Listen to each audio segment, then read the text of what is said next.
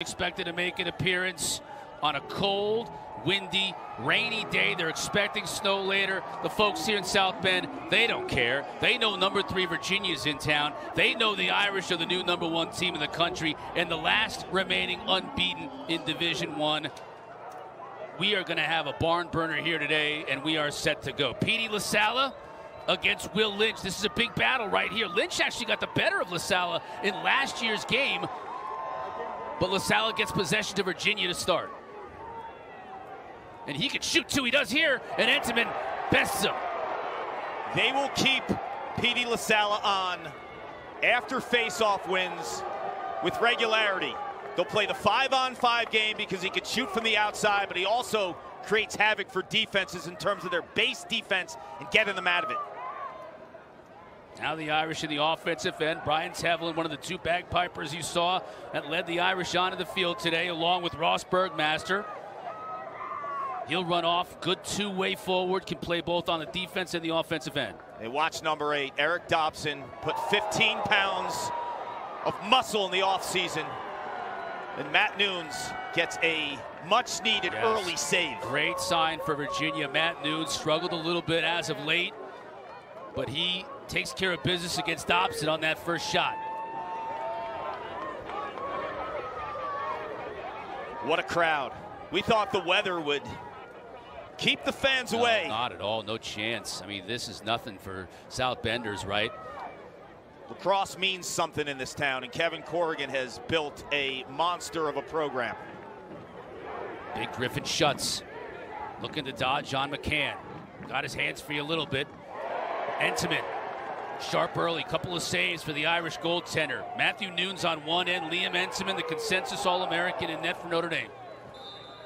You know, Liam Entenmann can track those sidearm shots pretty well, and we've seen 2 sidearms for Virginia right now. I think an overhand release will give them much better shot in terms of beating the All-American. Connor inside. Couldn't get the shot off, though. Cormier, that's where he lives, on the crease, but good defense by the Irish. Now they come the other way. McCann, 15. Over to Pat Cavanaugh, 51, his brother. Where's 50? Here comes Riley Gray out of the box, second midfield unit for the Irish. Coach has talked a lot about how impressive this second midfield unit has been for Coach Corrigan. Yeah, Riley Gray, 17 and white. He's a guy I want to see shoot more. Shoots over 60% for a midfielder who plays on the perimeter. Those guys typically shoot around 30%. When he's aggressive, he can do it. Simmons now behind the cage to Cavanaugh. In front, behind the back by Taylor. That's a specialty of his. He takes those Cavanaugh feeds right in front and buries them usually. Love it. This is his first start of the season because of the offseason knee injury. He completes this offense. His inside presence is ridiculous. Simmons. Cavanaugh, head up, fires it to his brother who scores and puts the Irish on the board.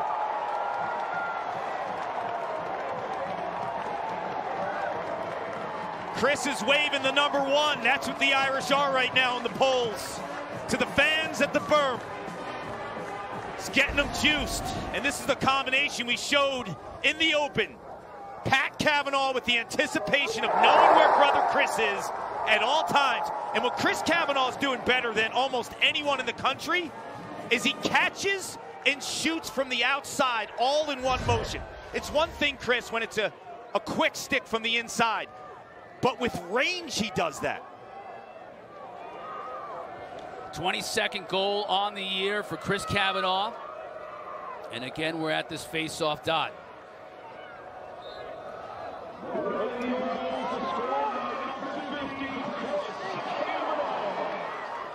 Picked up by Scott Bauer. Clark, you know Petey LaSalla as well as anybody. When you think about, I'm not saying he holds a grudge, but if he loses a face-off battle in a game, it haunts him for a year. He's been thinking about this game for a year since Lynch got the better of him last year. Even though Virginia was able to win that game, and it's the last time Notre Dame lost a game, by the way, exactly a year ago, you know LaSalla has that in his mind. It's been marinating. He's Long Island tough, lives in the weight room, squats 561 pounds. Ridiculous. Probably has Will Lynch's face on his mind, right? Every time he bounds down.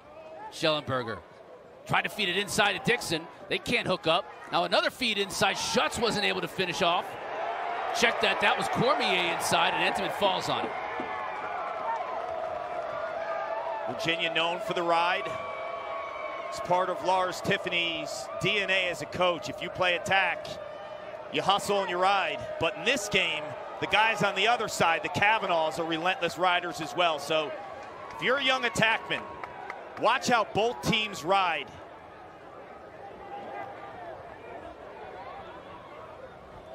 Nice job defensively by Cole Kastner. The lengthy 39 and 11 for Virginia. You talk about size on that blue line.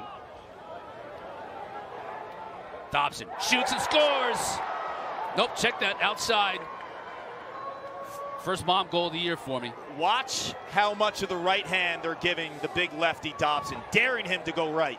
Schellenberger, couple of steps off target. The scout on Dobson, Aiton White, is heavy dose of his left hand. And Evans in that time begged him to go right, as Thomas McConvey, another elite midfielder.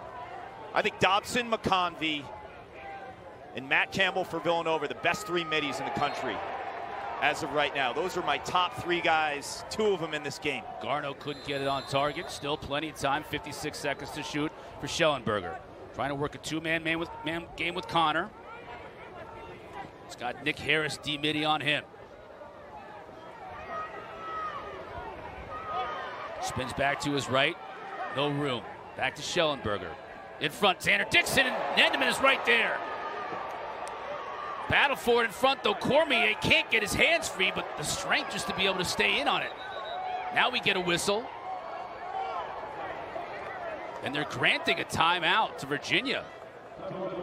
Lars was able to come in and get the timeout while Virginia had possession, and Corrigan is not happy about that call. I don't think he understands quite how the whistle could have been blown there. He thought it was still a loose ball. And his Chargers had a shot to pick it up. The Irish, the band is playing, and why not? Notre Dame up early.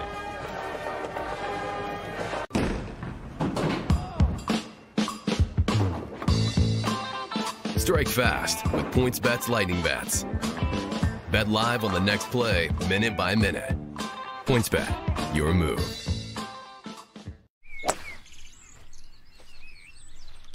This is gonna be close.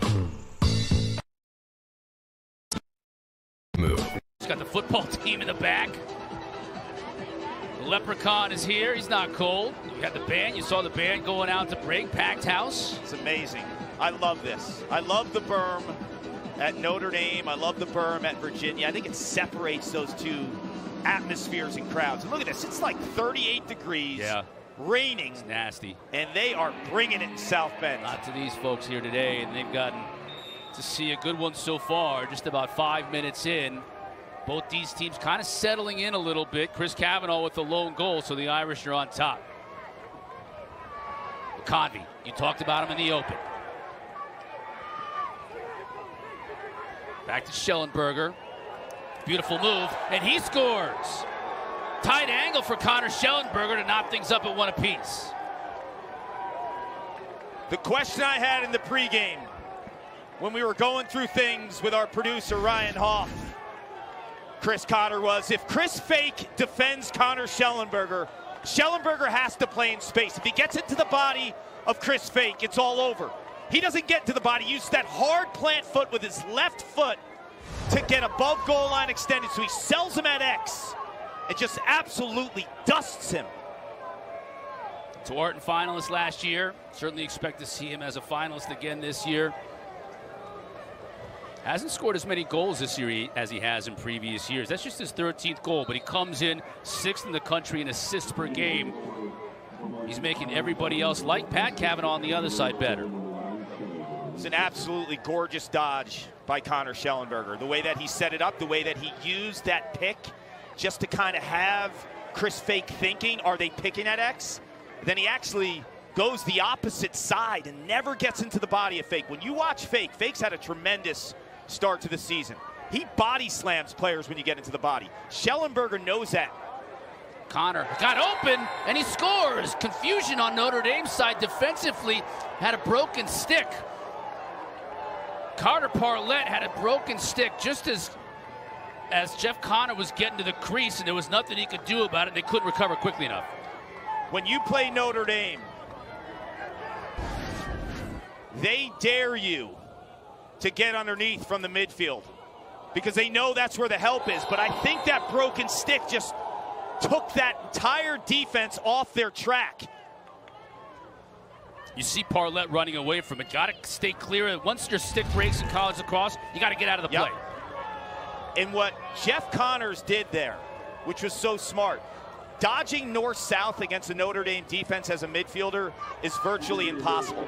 But he kind of went into that lower area and then came back to increase his angle. So Jeff Connor, a very, very smart fifth-year senior who plays all over the offensive zone. You'll see him behind the cage, you'll see him up top, and that really lends to some success in terms of dodging with your middies because you have a versatile approach. Because if you look at Notre Dame, in all the years with Kevin Corrigan, dodging from the midfield is tough. Just saw another aspect of the Kavanaugh's game. Pat Cavanaugh just scooping up that ground ball on the face-off. Not able to get anything on that offensive possession, though. Here comes Evan Zinn. Look at the speed of 0 in blue. You need a punt return on a clear. Get it in Zero's cross.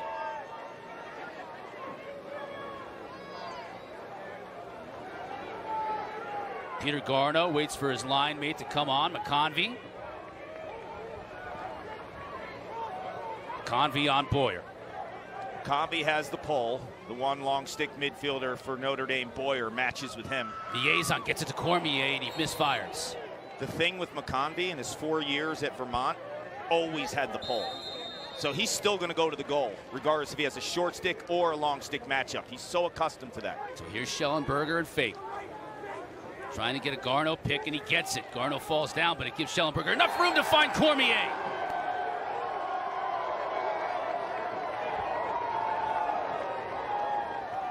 The windows inside, when you jam it on a Notre Dame defense, are small, but there's no better player to look for than Peyton Cormier, because he could score 5 goals today, Chris, and have the ball in his stick for about 15 seconds. His Canadian box background, played for Mimico outside of Toronto, allows him to make moves in tight quarters, and Schellenberger knows that. The rules for Cormier are different than every other player. Jam it into 24. That's his bread and butter. Timeout Notre Dame. Kevin Corrigan has seen enough. Irish broke out on top early in this game, 1-0. Cavaliers have scored 3 straight to take that 3-1 lead midway through this first quarter.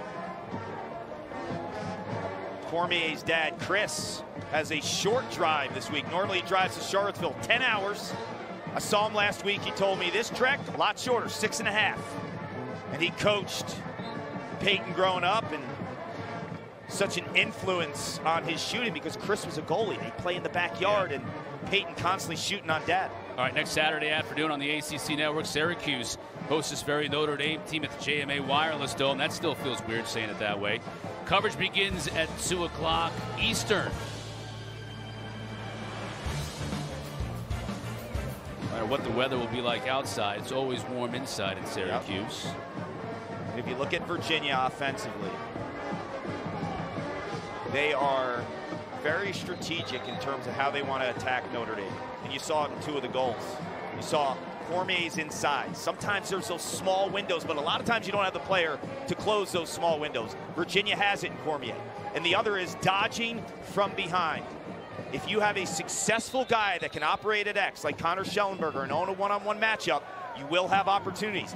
Dodging traditionally from up top is a tall order against a Kevin Corrigan and Ryan Wellner defense.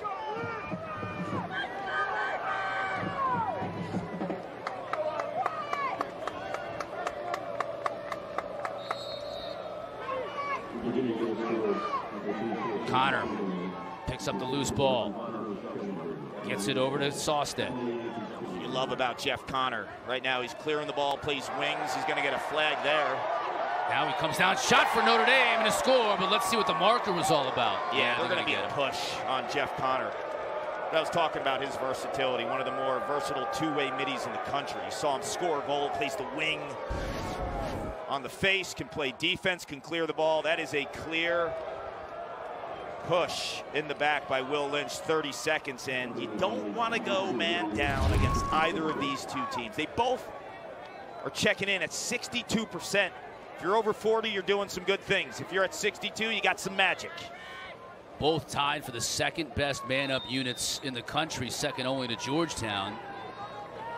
Extremely effective, Schellenberger. He's got Schutz behind the cage. Sander Dixon just lets it fly, low to high and too high.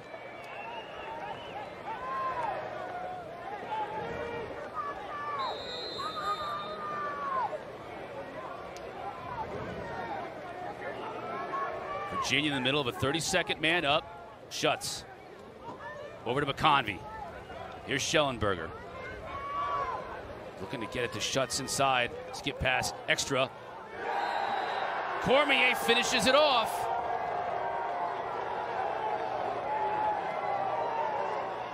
The ball movement and the unselfish approach by this extra man unit.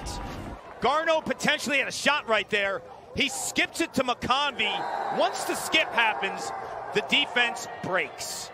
And then it's just an easy, wide open look by Peyton Cormier. But I thought that skip from Peter Garneau dictated the ability of Peyton Cormier to set his feet. And McConvey knew the one-timer down to his old teammate since they're 4 years old, Peyton Cormier. New face-off man for Notre Dame, Colin Hagstrom taking the draw. Petey's able to pick it up initially. He did step out of bounds, though, so it'll go over to the Irish. Can the Irish start quickly here with a little bit of confusion on the field? Petey won the face-off, but what Notre Dame has historically done is good, if not better, than any team in the country is they lose the face-off, they win the possession. They are so strategic at attacking opposing teams after they win with double teams, time double teams, and the relentless approach of everyone involved in the action on that side of the field. Here's Walker looking to dodge on Chismar. Pat Cavanaugh up top. Down the alley. Got just a little sliver on Castor, but wasn't able to make it work. Here's Chris. Back upfield. Up top to McCann. Dobson. In our conversations this week with Lars Tiffany, he called Dobson a problem.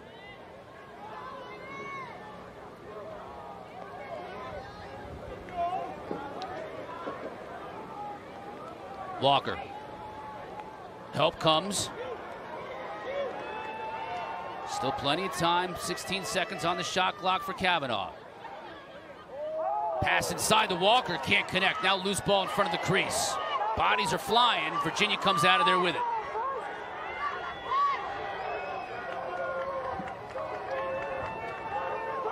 You know, you said something I thought was really interesting. Pat Cavanaugh had a little bit of a step, a sliver, as Virginia can't clear the ball. But watch the close defense of Virginia. 39, Cole Kastner. 11, Cade Sawstead. Even when you get a step, they're so long, they recover. Because they're 6'6", 6'7". And they'll trail check you as well. So if any of the Cavanaughs get that separation, they have to tuck their stick. Now Tevlin, Gray, and Simmons, this second midfield unit for the Irish. Here's Tevlin. Down the alley, he'll shoot. Misses. Backed up by Chris Cavanaugh. Stays with the Irish. I'm going to reset the shot clock to 60, so apparently Noon's got a piece of that. It's an 80-second shot clock in college lacrosse. They reset it to 60 if there's a shot on goal. Look at the length. Gray, double teamed, looking inside. Cavanaugh. Tevlin turns, can't get much on the shot. Still 36 to shoot for Notre Dame. If I'm Pat Cavanaugh, the way that I'm approaching the dodge against Cole Kastner, 39 in blue, is I'm space speed dodging him. Almost like outside of the box is where the dodge has to start. Because inside, he just recovers too quickly.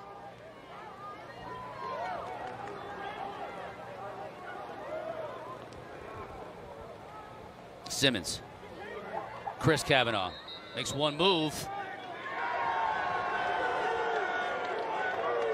I think there was a moving pick inside. Yep, turnover on Notre Dame.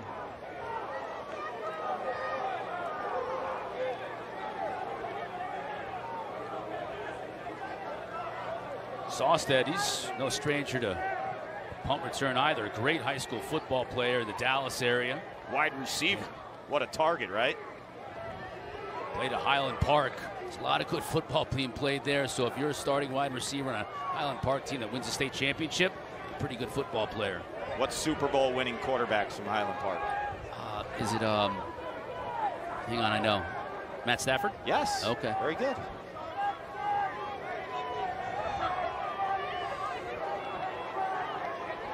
Big Griffin shuts.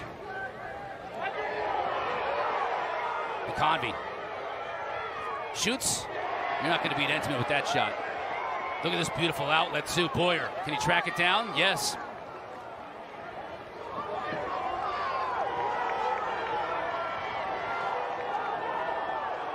Gray, check that Harris. Little unsettled in front. Bad pass. Taylor couldn't connect with Kavanaugh. Maybe a little bit, just a little rattled. Notre Dame offensively. Cormier. Number one, you've been hearing the hype, right? This is a team, though, Kevin Corrigan's been so impressed with the internal leadership of this program, how focused they've been. Really giving it to the officials. That's nothing new. Yeah, you're right. He's talked about how the leadership is not, they're not walking around campus with their number one fingers up in the air. Connor, the extra pass inside. Xander can't get the shot off. Too much traffic. Now the battle for the loose ball. Garno picks it up, keeps possession for Virginia. A lot of time, no reason to panic. Got a stick on the ground as well. Connors back behind the Schellenberger. Going to use that Connor pick.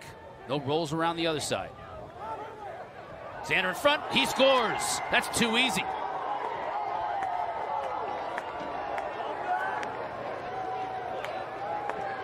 Virginia is the nation's leading scoring team for a reason. They've got skill, so you can't turn the ball over and give this offense opportunities that shouldn't exist. Connor Schellenberger right here dissects the D, and look at the shooting by Xander Dixon. It might seem simple, but he catches it at his ear. Where does he finish, Chris? Low. Right at Entenmann's feet. Entenmann's a big boy, 6'3", takes up a ton of the cage. Beat him by the ankles. You're not beating him up top with no angle.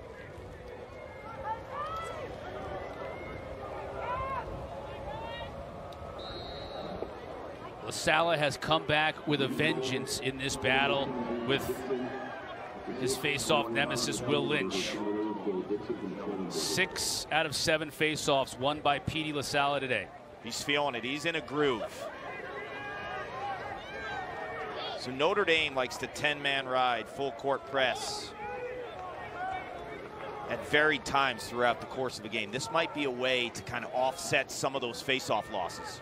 Shuts, big head of steam, misses though. Entenmann barking instructions to his defense in front of him.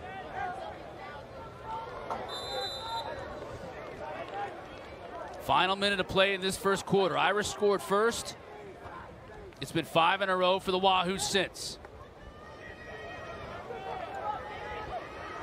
Will Corey shuts, spins to his left. Now help comes. Just so strong, it's hard to dislodge the ball from him, but the errant pass to McConvey means a turnover.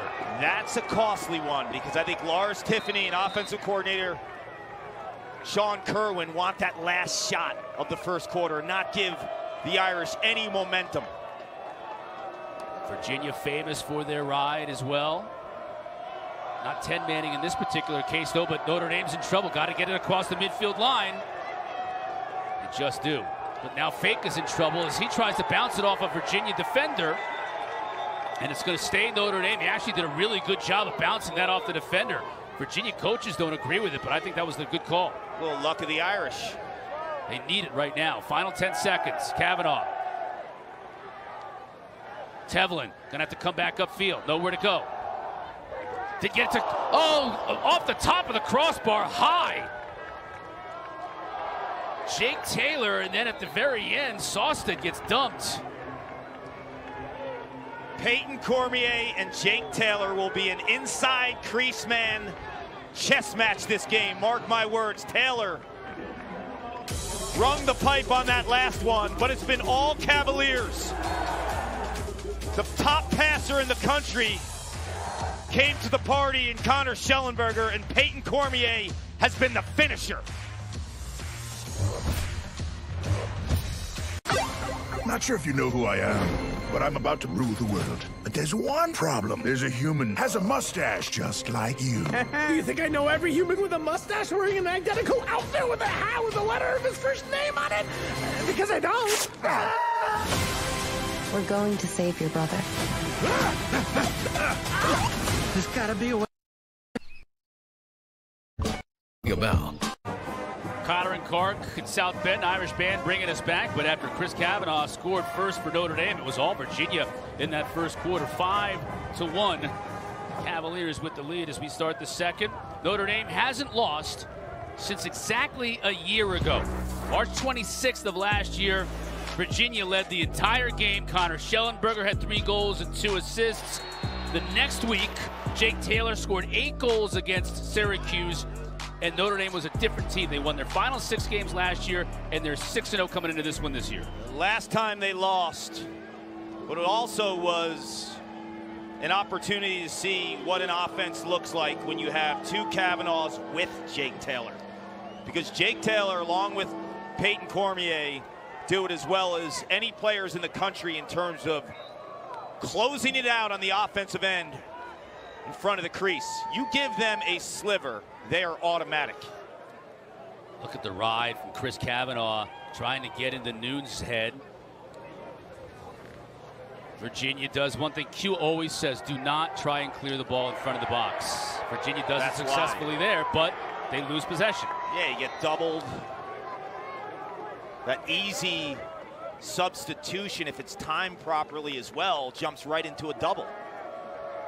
So the Irish get the ball back, and this is what they're going to have to do here, right? If they lose the face-off battle, and they're losing it emphatically, they're going to have to get possessions back on the defensive end and in the middle of the field, and that's what they did.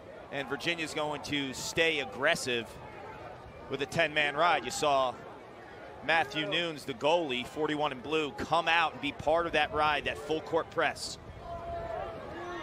Quinn McCann, 15 with the ball in his cross. One of the most versatile players in the country. Over to Dobson. Here's Walker. Back to his left. Connor checking him. Speaking of versatile. Dobson. Inside. Good look. And a great save by Nunes. And a great outlet as well. Here comes Chismar. Open Soliday, rather. One of the captains of this team.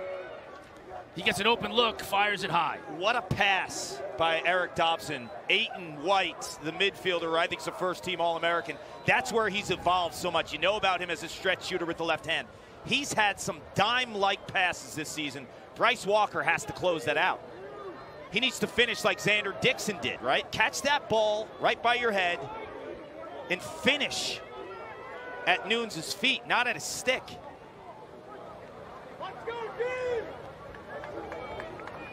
Schellenberger.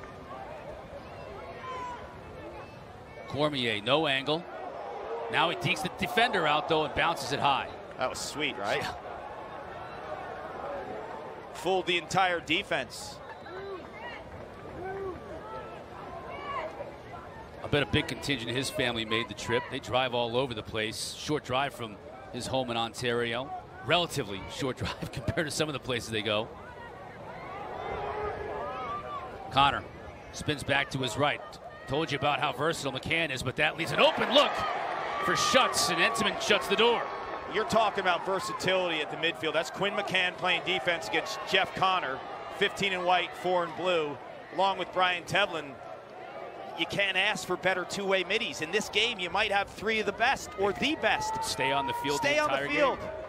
In a day and age of specialization, these guys are old school. Tevlin, number 12, on the field. He can play on both sides. Gray gets by his defender, now head up. Kavanaugh inside, tried a really tough pass to Taylor. Couldn't get it to go through. Notre Dame forcing it a little bit sometimes on 6v6. And it's the length of Virginia that makes you look at passing lanes a little differently, right? What's typical for you in terms of a passing lane is different today because of the length of Virginia. 6'7", 6'6". Those guys will get their sticks up and make you think. Thought Sawston might take a shot. Instead, gets to an offensive player, Patrick McIntosh. Exploded onto the scene when Cormier was hurt at Hopkins. What, 6 goals in that game? On 7 shots. Now to Garneau. Set up before the game. You want him and Riley on the other side to shoot a little bit more from the outside, don't you? Yes. Garneau is a guy that can drive a golf ball 300 yards. He uses his hips the same way with a nasty 3/4 release shot that's right around 100 miles an hour. Piped it. Looked like it beat Enseman, but it hit the far pipe. So McIntosh not able to finish. And we remain scoreless here so far in the second quarter between these two teams. The 10-man in again. Deep pass. I think when you think about it, mission accomplished, right? Right. I mean, the hope was that Chris Conlon wanted to get a shot off, so if he had a man backing it up, it would stay with Notre Dame. Keep the ball, but that's what the 10-man does, right? Put you in those spots. It's going to be a pass. It's going to be a shot, right? And then you got to race to the end line, be closest to the ball when it goes out of bounds. That was kind of a tweener shot and pass from Conlon. Didn't work out for Notre Dame. So now Virginia with possession again. They've owned the faceoff dot, so you would think that they would own the ground ball stat, and they have, and they've dominated in possession. Schutz rolls back to his left. He's open now. See how guys just bounce off of him? I mean, that dude is an absolute beast. Griffin Schutz, 26 in blue, 6'3", 225 pounds of pure muscle, has a neck like the Hulk. Got Schellenberger on a shorty here. He'll look to find a teammate. Quick passing, Schutz. Still 25 to shoot for Schellenberger. He takes a quick look at the shot clock. He's still on. McCann tried to get it to Dixon inside. They can't quite connect. Now a loose ball. Oh, big hit. You saw that coming. Picked up by Boyer. They got numbers. Boyer can run. He may take a shot. He does and scores! That lights up the fans here at Arlada.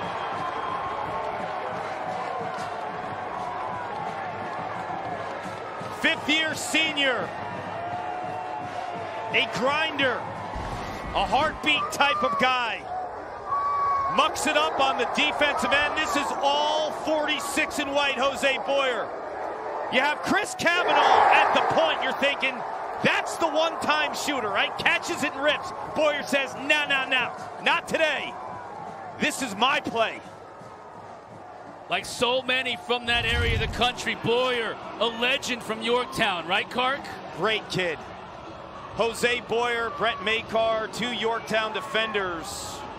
All-American type players. Makar for the Terps. But Virginia was daring Boyer to shoot. They were way more concerned with Kavanaugh, and Taylor, rightfully so, but he made him eat it. Hagstrom wins that draw. A lot of life now with the Irish.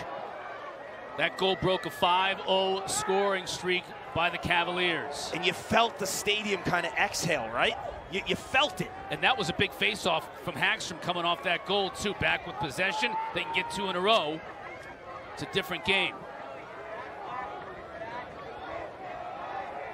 Kavanaugh and Sawstead. Tevlin shoots high. Dobson, 8 and white, I think, has a matchup. They're short sticking him, and Grayson Soliday is a terrific short stick defender. But Dobson's 6'3", 230, and he can feed now. So I think you got to have a dose of him. Here he is on Soliday. He can shoot lefty deftly on the run. Instead, he got it to Taylor again off the crossbar. That's twice. 60 seconds now for Notre Dame again, so an extended defensive possession for Virginia. Eight's going to draw a slide, and he can pass. You saw it on that last play. I think Dobson has emerged into a superstar-type player. Kavanaugh trying to get to the middle of the field. Can't get free to Dobson. Here you go again on Soliday. This time it's back to his left. Tried to go low, and Nunes didn't know where it was, but he was able to get enough of it. Nunes looks a lot more comfortable, and it was so critical he got off to that good start, because his last 3 outings he struggled in the first half, and you have to think his confidence was rattled. And to come on the road against the #1 team in the nation, to make saves like that, you turn the page on the past.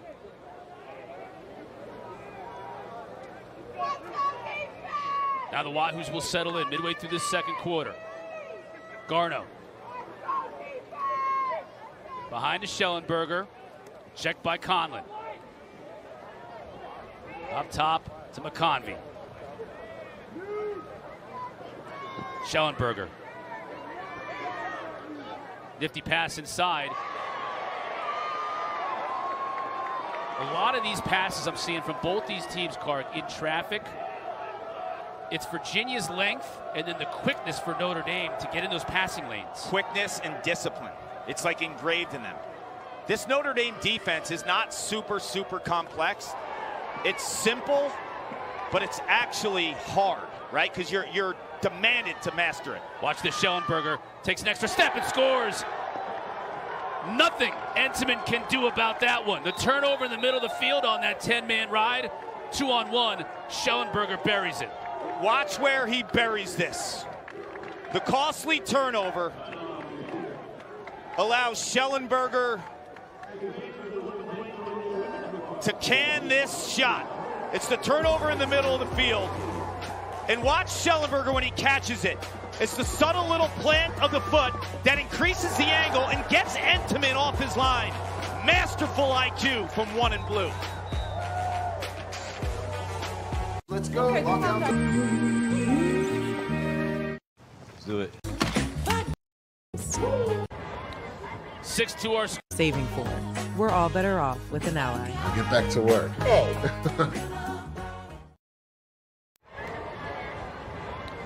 6-2 our score. 6:37 left in this first half. Connor Schellenberger's had a big game so far, and he took advantage of the turnover in the middle of the field here, Kark. 2-on-1. Yeah, and I just love the way that he banana roots his way to that goal. He plants his left foot, gets the defender to bite, and then increases his angle, and then gets Entenmann, who's a big, wide goalie, off his pipe. We talked about at the beginning of the game how Schellenberger is the quarterback. He distributes, he makes everybody else better, but so many players on this team are able to find the back of the net, and that's what we're seeing today. He's playing aggressive, too. Last week, I think, marinated with him earlier in the week in terms of his prep because of Ajax Zapatello at Maryland, what he did to him in that one-on-one matchup. That was all Zapatello. Schellenberger's too good. He's too competitive not to rebound. He's got 4 points already, and he's been the best player on the field. Big-time ground ball from Boyer. The face-off game is about the clamp. It's about how quick and how strong the face-off man is, but it's also about the wing play, and it's about picking up ground balls, and Boyer was brilliant on that play. It's about the wing play, because the wing play and the way that you press the face-off specialist after he wins can change the complexion of how you look at face-offs, right? Is it about the face-off win, or is it about the possession win? It's only about the possession win. Gray. Nunes almost got a hand on that pass. Instead, Kavanaugh coming upfield. He'll try and go back to his right. No angle. Nunes stones him. Yeah, the only shot that would have worked there is behind the back. He lost his angle. And I'm telling you, Chris, Cade Sawstead, 11 in blue, and Cole Kastner, 39 in blue, as Notre Dame just relentlessly rides. Kavanaugh tried to get a shot off with the empty net. Instead, he loses his cross. Got a defender in net now for Virginia.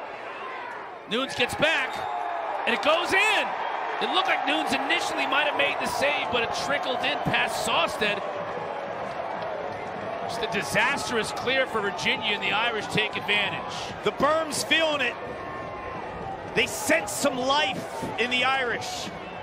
2 of the 3 goals came from grinders. Jose Boyer. And now this time Ben Ramsey, 24 in white, who mucks it up on the defensive end all the time. He gets on the field as a short stick defensive midfielder, stays on in the attack zone. When he catches that ball, I'm like, he doesn't have the angle. But he sneaks it past Nunes. And when Boyer's scoring goals and when Ramsey's scoring goals, the bench and the berm feel it. That is one way to get and stay warm on a day like today. Ramsey's second of the year for the D-Midi. And Notre Dame's relentless ride pays dividends, 6-3. Hagstrom has been holding his own against LaSalle. Petey wins this draw. Notre Dame not in a 10-man like Virginia has been. But Chris, if you turn on games from last week, Virginia, Maryland, this week, Virginia, Notre Dame, down at Charlottesville and South Bend, if you're thinking about the size of a lacrosse venue or the way that it should be built, look at those two venues, Klockner, Arlada. These places are amazing. There's Ricky Miezon, the former Stanford linebacker.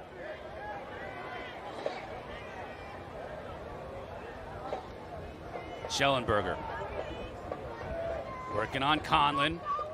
Gets to the middle of the field. Xander Dixon picked. Now Dixon gets it back. He fires off the pipe.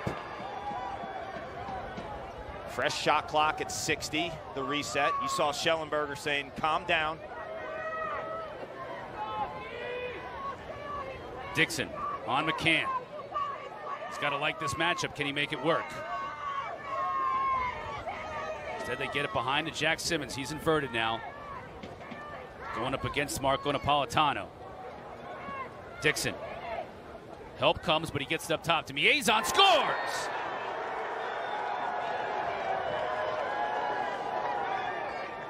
Miezon had 11 tackles for the football team in the last 2 Stanford Notre Dame football games, and now he scores a goal against the Irish on the lacrosse field. When you talk to Lars Tiffany, he says sidearm shots on Enneman are hard, but sidearm shots on a wet turf, as Ricky Miezon, a linebacker who would bring the pain in the middle of a football field, shows you his brute force as a shooter. But you saw the ball just fly off that wet turf. And Entenmann is going to have a tough time tracking a shot like that. If he goes sidearm and he doesn't use the turf there, Entenmann probably gobbles that up. But how fast it came off the turf made Entenmann guess a little bit. But I think Ricky, I've been saying this for the last few weeks, I'd like to see more of him. Banged up a little bit, missed the Hopkins game with a shoulder injury, getting a little bit more minutes. That's his 5th goal of the year. But if you roll out McConvey, Schutz, and Miezon together, it's crazy. That is pure beef. Probably bigger than the starting linebacking core for the Virginia football team. Schellenberger on a shorty.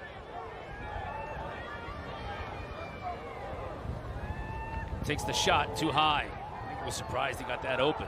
Yeah, I think he was aiming for a corner because he knew LaSalle was behind the cage alone and would get the backup, so it was all or nothing. LaSalle tries a dangerous pass. We get a whistle. We get a timeout here first. Looks like we did.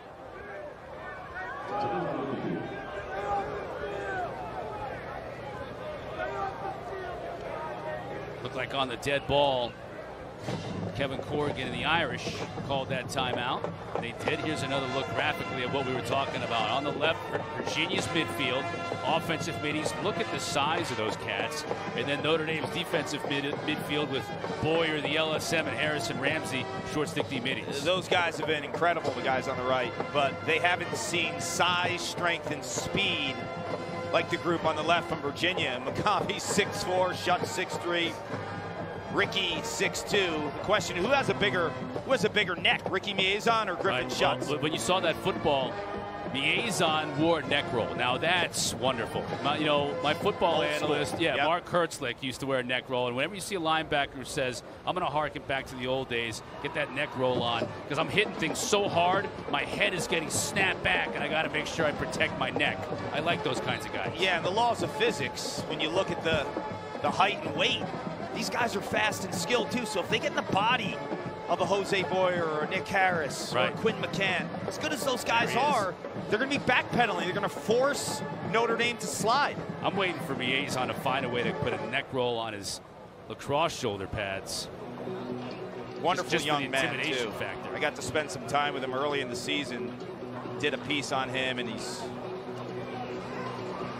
really, really interesting.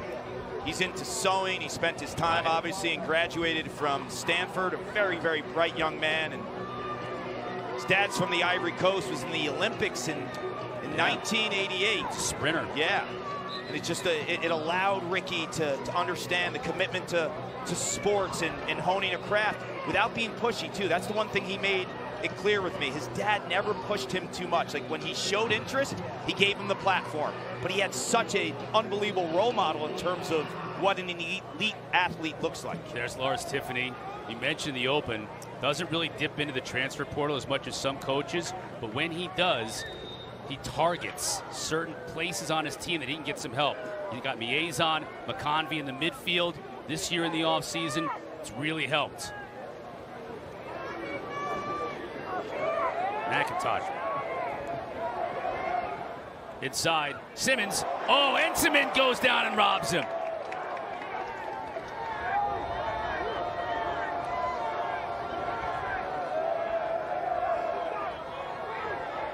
Now the 10-man ride.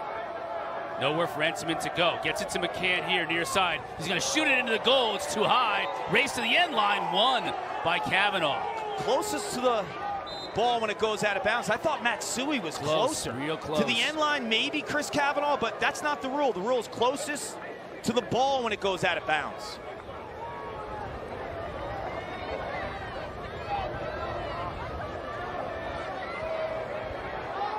Dobson, he shoots too high. It's almost automatic that he's making a play. It's just a matter of him finding the back of the net.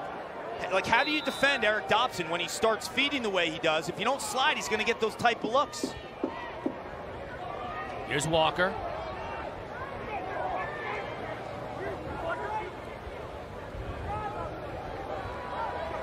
Kavanaugh.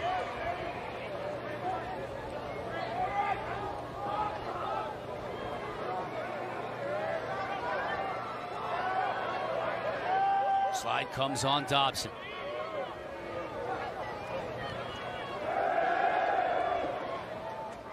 Tough angle shot, scores, beats Nunes.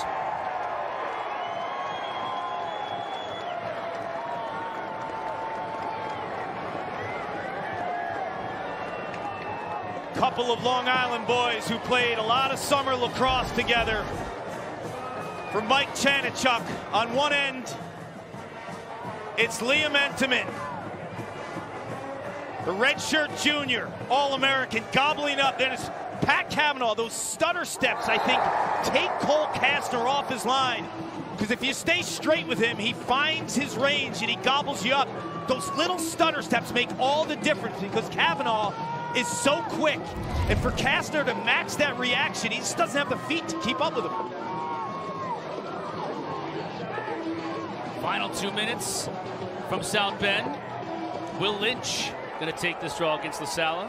When quickness matches length, quickness wins if it's in space. If it's in the body, length wins. Will Donovan trying to pick up that loose ball, can't do it. Lynch gets it though. In a lot of trouble though. Runs out of it. And clears it himself. Irish wanted to get a slash, won't get it.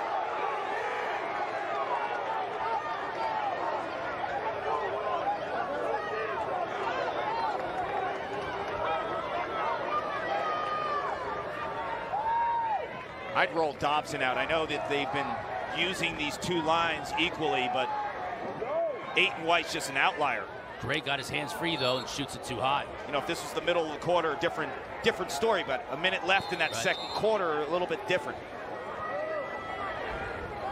Just about a 40-second difference in shot clock and game clock. Check that, it's about a 20-second difference. Big battle for the loose ball. Originally, you had Castor come out of there with it, but he loses it out of bounds. Stays with the Irish. 45 seconds. Virginia coach is screaming at the officials.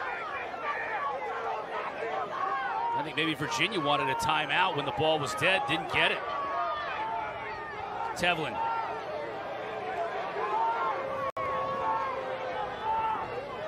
Gets shut off. Behind the back scores, Jake Taylor. And Lars Tiffany is incensed. Threw his hat down at the officials. He wanted a timeout, didn't get it. Notre Dame and Jake Taylor took advantage. He knows you don't want to give momentum going to the half. This goal by Jake Taylor is exactly why he is an elite finisher. He's covered here, Chris, but Tevlin keeps his eyes up, times that double, and the stick of Cade Sawstead is on Jake Taylor, but it doesn't matter as Lars Tiffany goes nuts on the officials. That stick was on his top side. Jake Taylor knows if he tried to shoot righty there, Cade Sawstead was going to disrupt that flow, that follow through. Instead, what do? You go backhand and Enneman can't track it. Genius. First start for Taylor today since injuring his ACL last summer. He's been getting more and more minutes, but finally got the start today. LaSalle lets it go out of bounds. 13.2 to go. Possession to Virginia. Schellenberger. Cormier. Great job defensively by Harris. Picked up by Boyer. And the horn sounds. Virginia can't get a shot off in the final seconds of that first half. And in a game that Virginia really wrested control away from the Irish early, has turned into a really good game at the half because Notre Dame fought back into it. For the first time this year, the Irish trail at the half, but it could have been a lot worse. Taylor finishing it off late in that half. 7-5. Virginia leads the break. Made their way to cheer on the Irish. The #1 ranked Notre Dame Fighting Irish trailing 7-5 at the half. Chris Cotter alongside Paul Carcaterra, so we just upped the ante a little bit here in terms of the atmosphere. It's really great, and it was a great second quarter by the Irish when you think about this game to kind of get back into it. Virginia was in danger of running away with it, and Connor Schellenberger was setting the table. Yeah, Virginia is the top scoring team in the nation for a reason, and they also have the ultimate quarterback in Connor Schellenberger, who can beat you as a passer, finding teammates like Xander Dixon and dissecting defenses, but also as a scorer. That's what makes his game so complete. The little jab step, increase the angle, the wide base of Liam Entenmann. Virginia was rolling, but the Irish have had a massive chip on their shoulder since last March, when they turned things around and haven't lost since then. They've always been able to respond, and I think this juice goal by Jose Boyer gave life to the Irish. And then the BTB in the bottom corner. Jake Taylor, once again. Marcus Freeman brought his Notre Dame football team here. As soon as they walked onto the field, they kind of made their way in the far corner, right underneath the scoreboard, and the crowd lit up like, all right, now we've got the support of the football team. We've got a standing room only crowd here at Arlotta today. The atmosphere belying how cruddy the weather is here. Beautiful atmosphere, terrible weather. You gotta love the offensive linemen, right? No shirts. Doesn't bother them. 38 degrees, raining. Balmy spring day. Yeah, that's gonna give juice to the Irish. I mean, this football program traditionally for the last 100 years is different. When those guys roll out and they support you, it means something. Lars Tiffany was really hot going into that half after Notre Dame scored a goal in the final minute. Let's see how Virginia responds. Convey, he shoots too wide. Backed up by Schellenberger. It'll stay with Virginia, 42 to shoot. Schellenberger, Connor pick. Fake comes over the top. Now Connor has his defender, a shorty, hung up. Pass to Dixon. Tough angle off the pipe. Big time ground ball that time by Conlon. Boyer lets it go to to Kavanaugh. Xander Dixon with the same kind of shot as the one he scored in the first quarter. High to low on Entenmann. Entenmann with the foot save. Chris Kavanaugh gets his hand free and scores on the jump shot.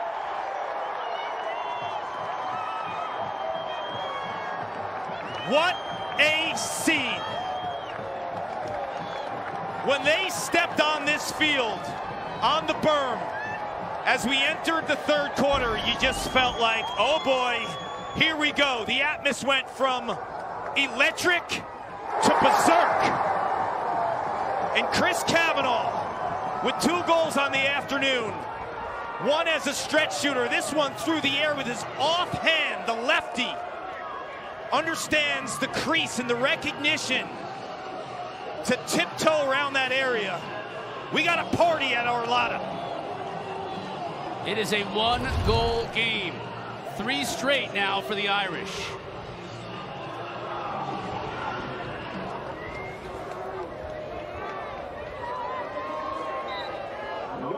Lynch battling with Petey.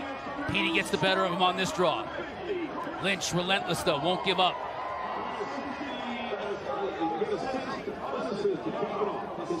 Soliday waits for number 33, Garno. He'll shoot. Entenmann makes the save.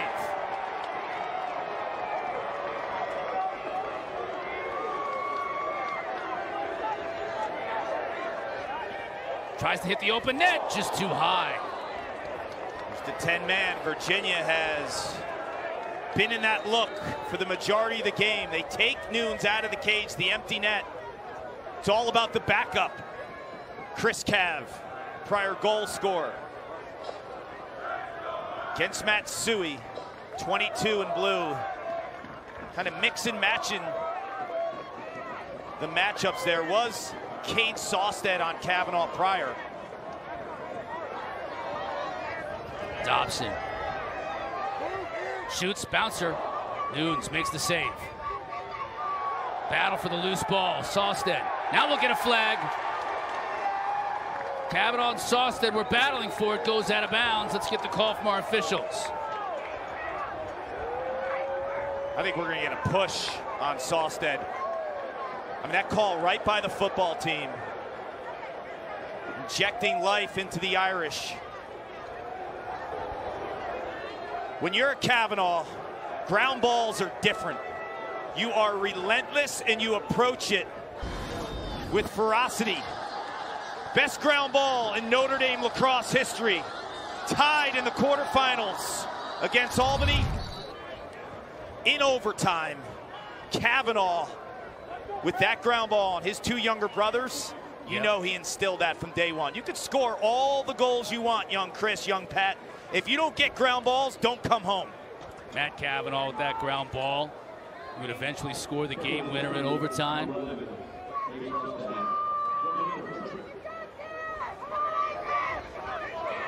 Call against Sawstead. Man up for the Irish. Deadly man up unit, second best in the country, tied with the team they're playing today, Virginia. 62.5%. Griffin Westland, man up specialist, 31, puts it in play. The problem, if you're facing this man up offense, Dobson's the stretch shooter, but you also have to deal with Jake Taylor, who's not in right now. You have Richard Deli, 0 and white. Dobson thought about it, gets it to Kavanaugh. Oh no, you have Richard Deli and Taylor, so 2 finishers inside the stretch shooter. Kavanaugh shoots, scores!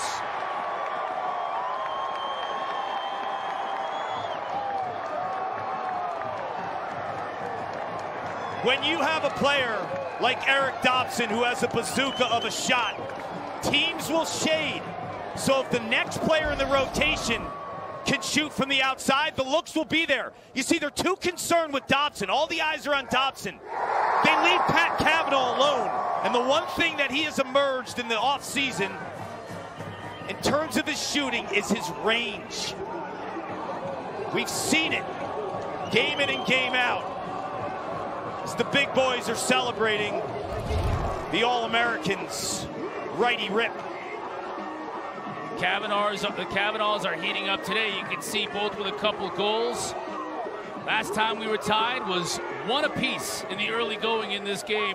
It's been all Irish, 4 in a row, knotted at 7. Big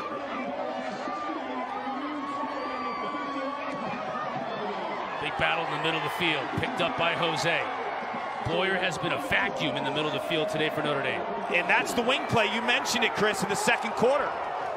That wasn't a clean face-off win for Notre Dame. It didn't matter because the wing play, when it became 50-50, was all Notre Dame. Irish looking to take their first lead since the first goal of this game.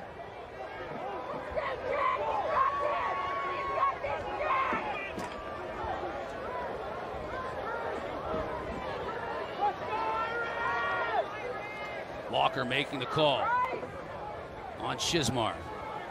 Trying to come back upfield, Chismar all over. Quick passing, Simmons. Gets it to Tevlin on Zinn. Kavanaugh shoots. Nunes is there to stone him. That's the look you want. Pat Kavanaugh normally is way more selective in terms of his shot placement. Coming above goal line extended. He's done that 100 times. Just hits Nunes in the chest. Kastner gets it to Zinn. Zinn now to McConvey. Both teams will sub out. Want your offense back into a rhythm? Get the ball behind to Schellenberger. Cormier. Over to the far side to Connor.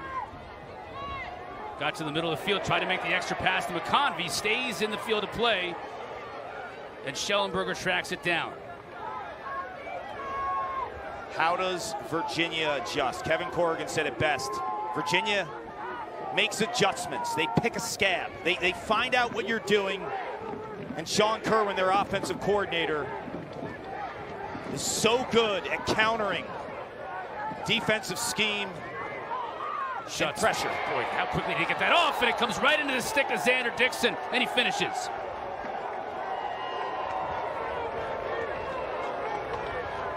That shot by Schutz is so quick, those hands. It's so quick and it's so hard. And when you shoot that hard, Liam Entenmann's a goalie who doesn't give up a ton of rebounds, but when the ball's screaming, and I think the reason he let up that rebound too is he starts getting low and he punches his hand high, Chris, to make the save.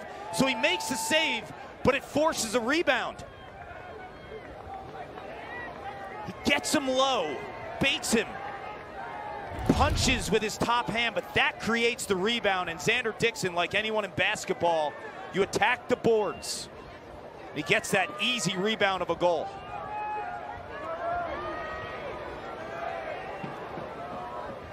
Virginia retakes the lead.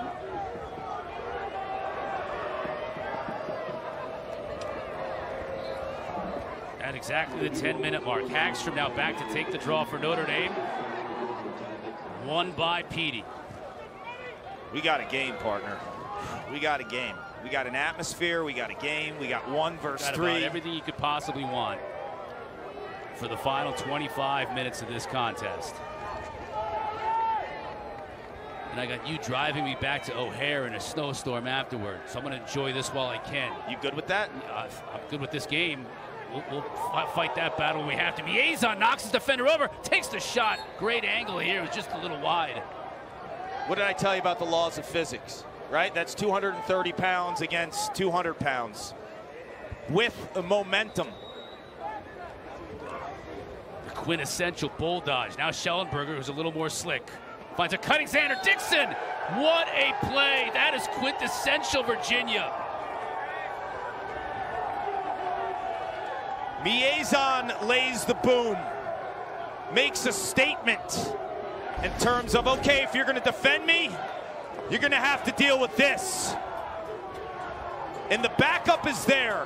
And this pass by Schellenberger is absolutely amazing. The timing and the accuracy. And if you watch Xander Dixon, 10 in blue, what he does as well as anyone, back pipe cuts. He's losing his angle, and he one-times, and he knows that he has the best passer in America feeding him. Just got to give him a little window. Dixon came into this game 4th in the country in goals per game, and he has 3 more. That pass was ridiculous. And the finish, too, the one-timer. That's another thing Xander Dixon does so beautifully. In and out of the cross in lightning quickness. Violation against Petey. That's a rarity. So Hagstrom forces it. And it's possession to the Irish. Yeah, when you cut from the back pipe, normally you come out of that cut with little angle. So you have to finish quick. And that's what Xander Dixon does. Back to a 2-goal advantage for the Wahoos.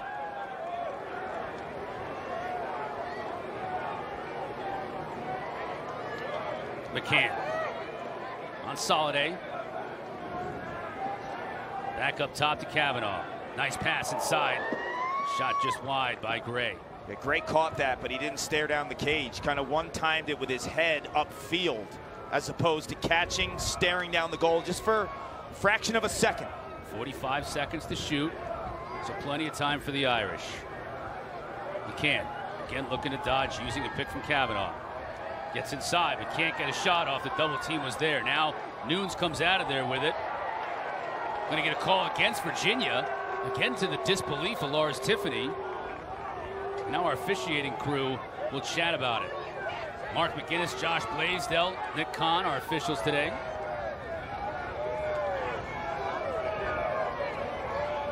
Tell you what, Quinn McCann, 15 in white. They want to reset. Going to reset the shot clock. Quinn McCann, because of the push, 15 in white, logs more minutes than anyone on this field, right? Jeff Connor for Virginia would be second. Oh, look out here. Kavanaugh. Nope. Can't get it to go. It's snowing. Yep, here now you got the snow. You got everything else today. Why not bring the snow? Chismar looking to run away from Riley. In a lot of trouble in front of the Irish net. That's dangerous, but he gets it to Nunes. As a fan, I'll take snow anytime over rain. Always. You guys sideline reporting for football games too. I know you. I always tell people forecast is huge for you guys. 38 to 48 in rain is as bad as it gets. Yeah, snow is always snow, better. you deal with it. Schutz, you're going to give him that kind of room? Oh, he didn't shoot it though. I thought he could have, Chris. Yeah, instead he gets it to Schellenberger on the wing.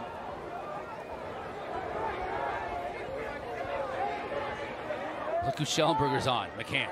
It's ridiculous. This guy's unbelievable. He's on the field nonstop. Now he has to defend maybe the best player in the country. Help comes in the form of Will Donovan. Schutz. He's on fake now. McIntosh shoots, scores on the run.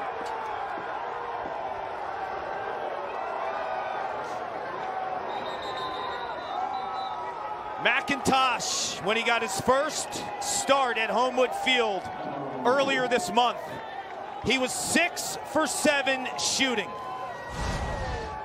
There's very little net to look at when you're staring down Liam Entenmann, an All-American goalie who's 6'3" with a wide base. McIntosh delivers. Let's go. Lock down, go. Life is brief. You might like that one. But when it's gone, love goes on and on.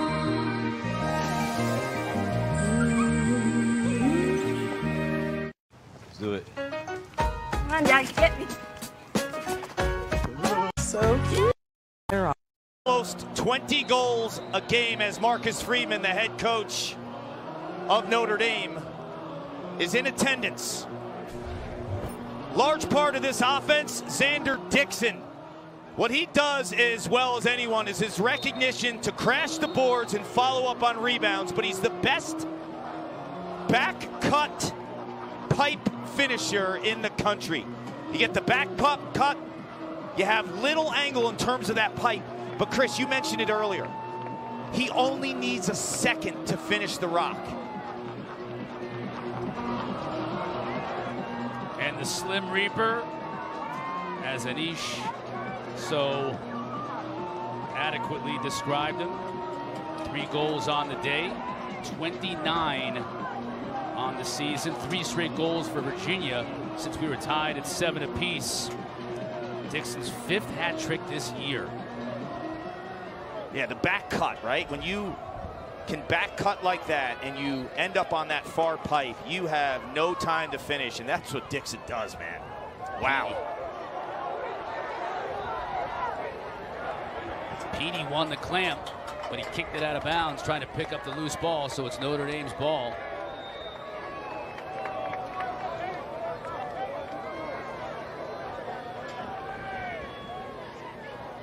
The Irish had a lot of juice early in this second half, didn't they? The football team was here. Snow started falling. They got a couple of quick goals. But Virginia took that punch in the mouth and fought right back. It was a big counter, right? Because you felt the momentum. You felt the stadium. The shift was there, and the Cavaliers, they answered. Chris rolls back, but he can't hang on to the ball. Soliday gets it to Nunes. Good look for Nunes. Finds Chismar in the middle of the field. He loses his footing. We'll get a push in the back here against the Irish. We got 2 fouls on 2 different players. Oh, the Virginia Cavaliers can't take advantage. Soliday's pass goes wide. Let's get our calls here. I think you're going to have 2-man up for Virginia, because one foul was all the way on the other end. One was towards the midfield. Yep. Dobson will get a push in the back.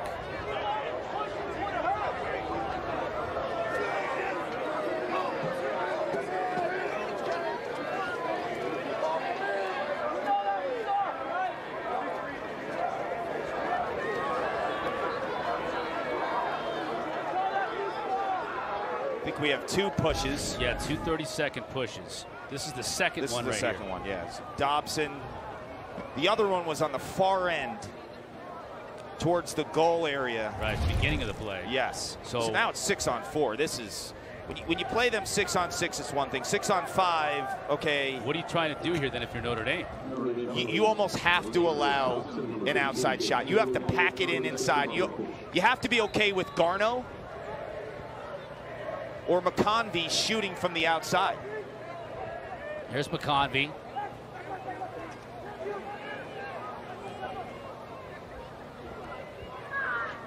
Opts not to shoot. Schellenberger opts not to shoot. Here's Garneau. That's the look, right? Because you're 6-on-4. You have to protect the paint.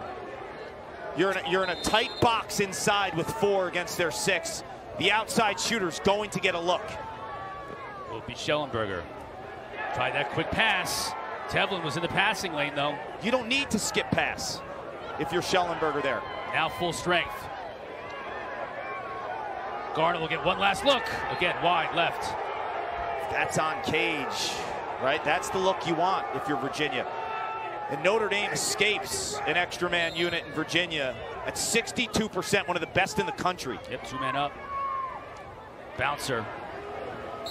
Nothing doing. There's Xander backing it up, so still 37 seconds to shoot for Virginia. The pressure's still on the Irish.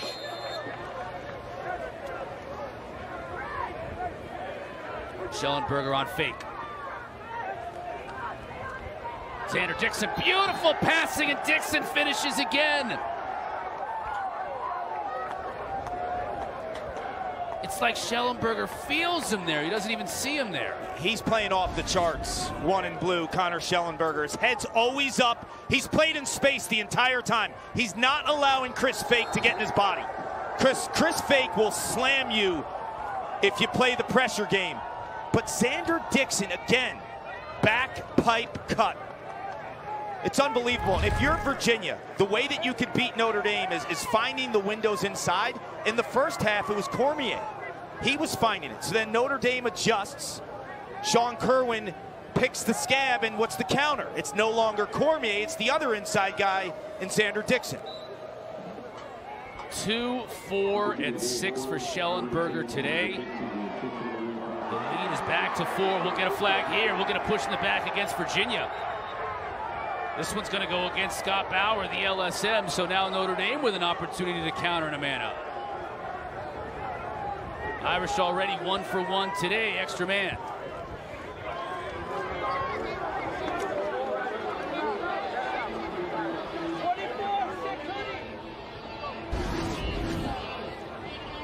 There's Bergmaster. Yeah, that's a blatant push by Bauer. He knew it. Fans on the berm knew it. Bauer will take a knee, and we'll get a chance to see this equally deadly man-up team for Notre Dame. Okay, again, you have two finishers inside in this unit too, right? Jake Taylor, 13 in white. Jeffrey Ricciardelli, 0. Virginia has the two inside guys. So now if you're Virginia defensively, you have to protect the inside. That's why Dobson and Kavanaugh up top, one of those guys most likely will have an option. They're shutting Dobson. Now they're playing 5-on-4. Westland running for his life, tries to get it to Chris Kavanaugh. He does. Up top to Pat. The wind and the snow is howling inside. Extra pass. Chris Kavanaugh dips underneath the defender.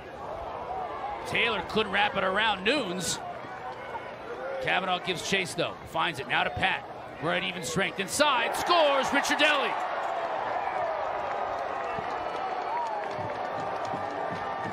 Both these teams have it.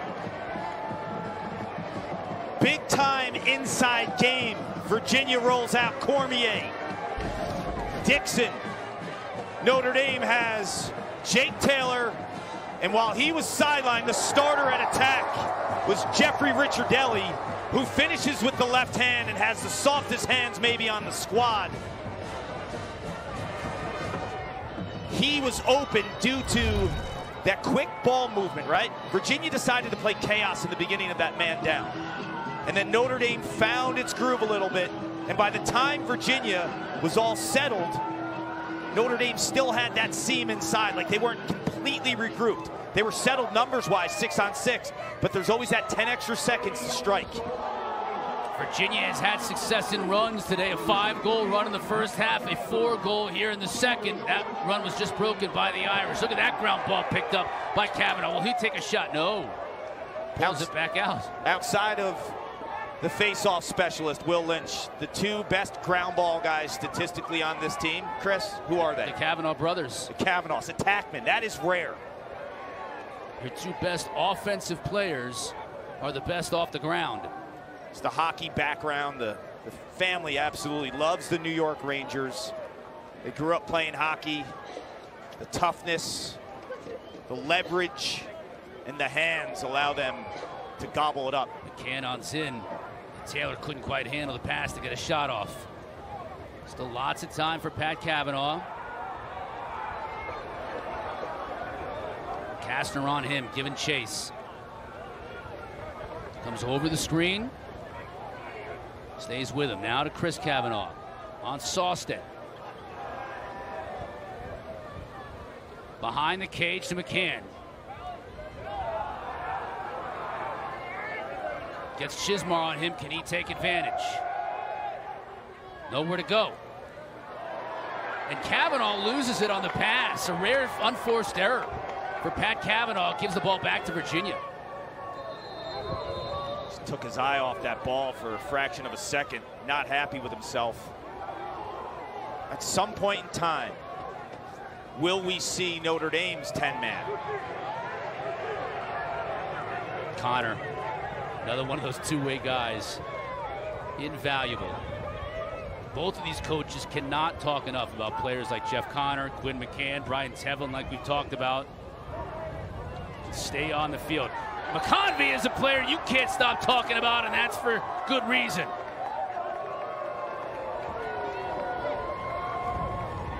You can't give the highest scoring team in America extra chances. Unforced turnovers will crush you. That time, that basic, easy exchange between McCann and Kavanaugh, you saw the frustration and the backdoor cut by two teammates who speak the same language. 24 in blue, Peyton Cormier, 12 in blue. Thomas McConvey have been teammates since the age of 4. You can't tell me they haven't done that before. The give and go. Convey scores a lot of goals. That's his 17th on the year. He might not have an easier one than that. Lead back up to 4. Final couple of minutes of this third quarter.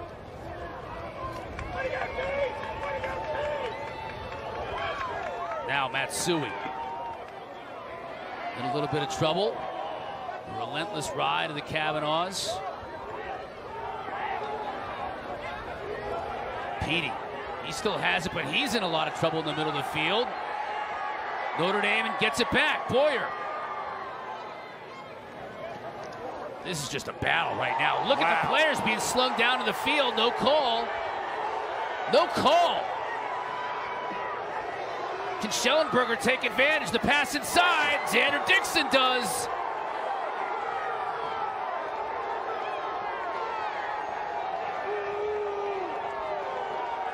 Do you remember who was a first-team All-American as a midfielder in 2021 as a freshman? It's Connor Schellenberger. He's so accustomed to making plays behind the cage, but also because of that year up top. So once Schellenberger gets this after this massive scrum, bodies flying everywhere, the hit by Virginia allows the ground ball, and he has a shorty on him. It is go time. Quick change of direction, head up. His left's as good as his right. He's got options, and the patience not to press and to give it to the money man, Xander Dixon.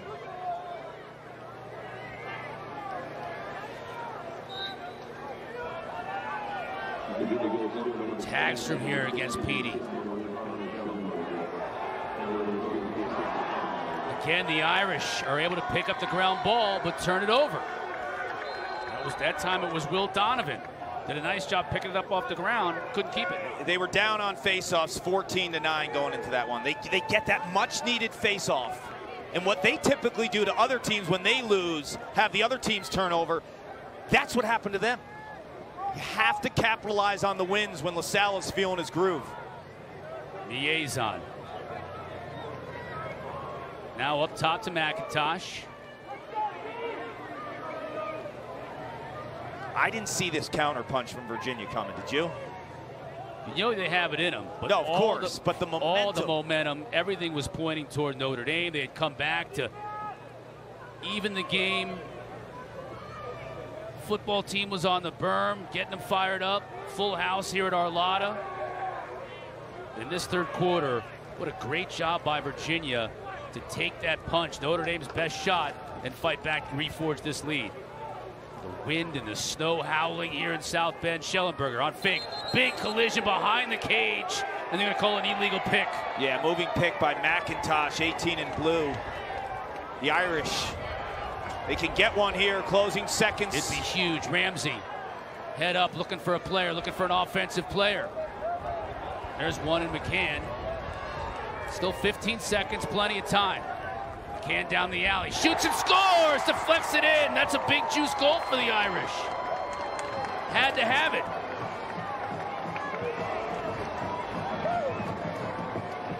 You know the devices that track the mileage in practice and games? I have to see Quinn McCann's. This guy hasn't left the field. This is ridiculous. This is like old school Braveheart type lacrosse at a 15 and white. He doesn't leave the field. This time he has the short stick matchup. That little stutter step allows him to get the separation as he's losing the angle. Nunes gets a piece, but not enough. Watch Petey here on this draw at 23. He has a knack of winning it to himself and going down and getting a quick shot off. 10.8 remaining in this third quarter.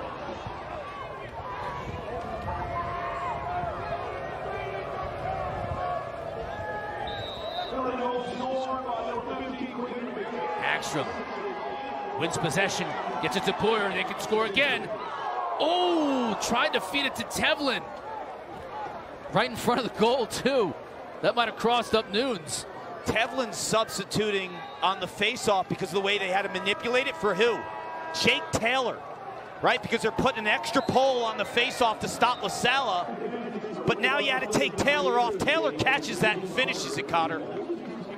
It certainly is a part of the chess game that we've seen today in South Bend. 13-7 after 3. The Irish with all the momentum early in the second half. Virginia took that punch, offered up one of their own.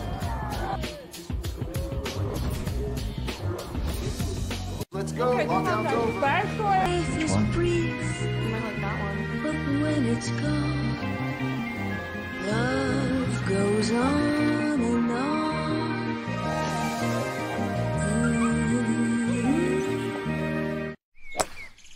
This is going to be close. But for the Virginians, finding 2 goals and 4 assists, or make it 3 now after that last one. He's been masterful in terms of dissecting the defense, finding the seams in this tight defense of Notre Dame. You have slim margin for error as a passer, but he's found it. He's found it as a goal scorer as well in the first half, finishing late in that second quarter. But what I think he's done so well today, Chris, is he's not allowed Chris Fake to get into his body. He's played that matchup beautifully. There you can see the numbers for Schellenberger and Dixon. They have been just that, a dynamic duo today. 15 minutes left to play in the wind and now the snow in South Bend. It is all set up for an epic finish.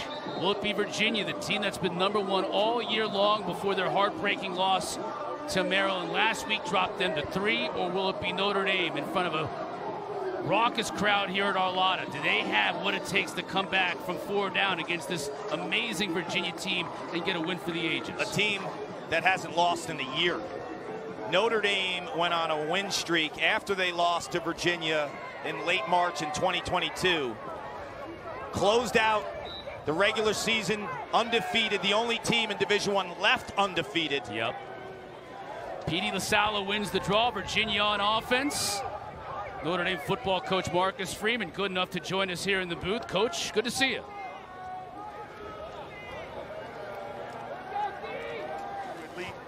Elite lacrosse programs. Coach, what's your reaction to watching the sport? I know you didn't grow up playing or seeing it a ton, but when you come to an afternoon like this and you see the level of lacrosse being played, what's your takeaway?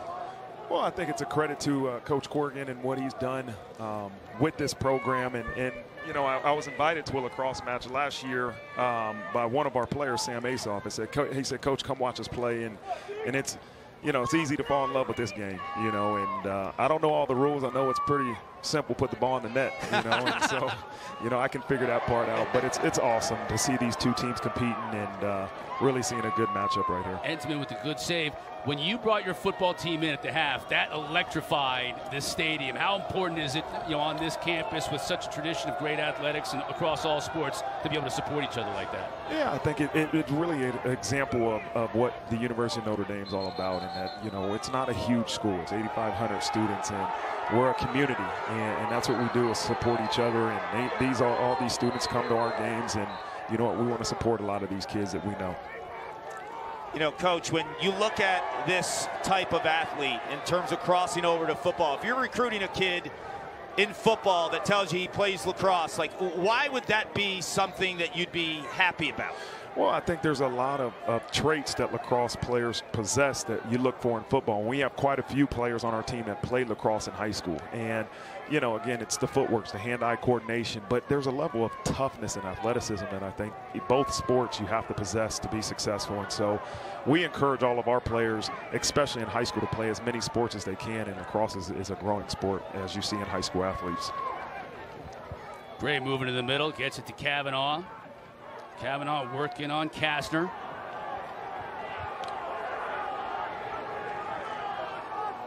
Now behind to his brother Chris. Here's Dobson. Haven't heard much from number 8 in white today.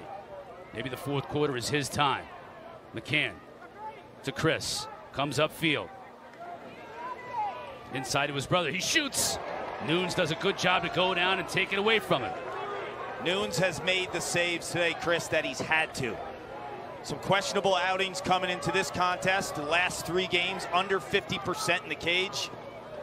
Today, much better. This is going to be a turnover. Back to the Irish. Coach, one more before we let you go. Football team, spring practice. When do you guys wrap up? We'll finish with our spring game on April 22nd. We just finished practice 3 today, and You know, it's a veteran team with a couple newcomers, but you're just starting to formulate, you know, what this identity of this team will be, and I'm excited. You know, listen, I know one thing I do know about them is they're pretty aggressive. As we were walking over here for the game, no shirts. Virginia was coming out of the locker room, and I thought there might have been a brawl. Right. But no, it's great, man. They love this university, and they're a joy to coach. Well, Coach, we love your energy, and have always watched you from afar when you were a coordinator. Then you got this job that you are a young, promising coach in college football that's here to stay and would love to play for you. Oh, thank you, guys. I appreciate it. Thanks for joining us, Coach. Coach Freeman had his football team here today, supporting the Irish lacrosse team. Gave him a lot of juice at halftime and early in that third quarter. Virginia was able to take that blow and deliver one of their own to reforge this lead back to 4 goals, which is where we stand right now. 11.5 to play. Irish got to get something going. You know who's been quiet is Dobson. Yeah. I mean, coming into today, no one had the equalizer for Dobson. How did they come back in this game? Defensively, the inside's been opened, right? Schellenberger has been picking this unit apart with passes. There he is right there. Cormier couldn't get much on it. Dobson with just 1 assist on the day, no goals. Offensively, to me, the biggest takeaway for Notre Dame is the lack of one-on-one goals, which we've seen a ton of coming into today, right? They've owned those one-on-one matchups. Virginia's been very good defending. Quick shot by Schutz. You see it once again. It just leaves his cross in milliseconds. Wasn't able to find the target, though. Schellenberger's got 12 to shoot. McConvey working on Tevlin. A couple of 12s. Tries to get the pass to Xander Dixon. Has absolutely no angle. Shot clock is going to go off, and it does. That's a violation. They'll let Notre Dame start quickly. Donovan looking to clear. Finds his help in the form of Tevlin. The Yale transfer gets it over to Pat Cavanaugh. Clock winding towards 10 minutes. The Irish trailing by 4. As mentioned earlier, who's owning the one-on-one matchup? You got the 2 attackmen, and Pat and Chris Cavanaugh and Dobson have been your big Dodgers all season.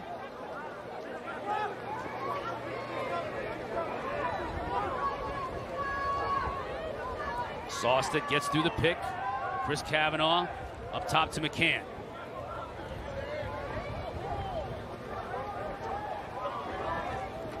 Pat Cavanaugh uses a pick just to get a little bit of space, but not enough to let it go. Dobson, can he get something going? On the run with his left, he shoots just off target. He's been off target today. Off target. Key words there. He has been deadly doing that exact same thing over the last month. He's getting the looks. He's not closing the deal. Pat puts his shoulder into the defender. Loses it. Castor's able to pick up the loose ball. Virginia defensively has done 2 things much better today compared to last week against Maryland. Defending their one-on-one matchups and protecting the inside. Maryland was able to pick apart the Virginia off-ball defense at times. Today, much tighter of a group.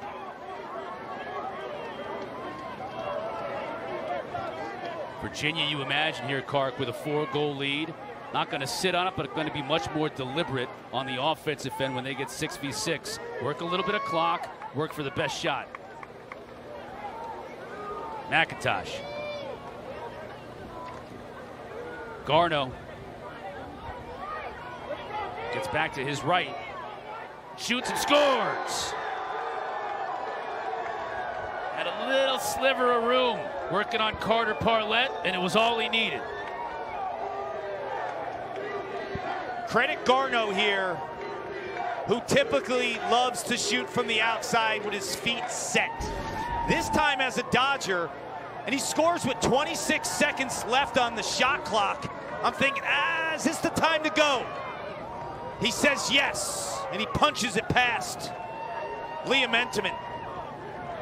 But if Garno starts getting into the mix, and you have Schutz, and you have McConvey, and you get a little dose of Ricky Miezon, the depth there of scores from the midfield makes you frightening. Look at that play by Tevlin. Steals the ball right out of the air.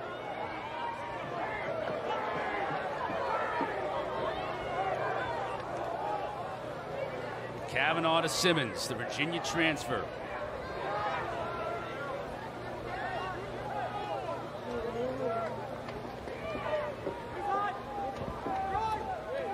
Simmons, tough angle.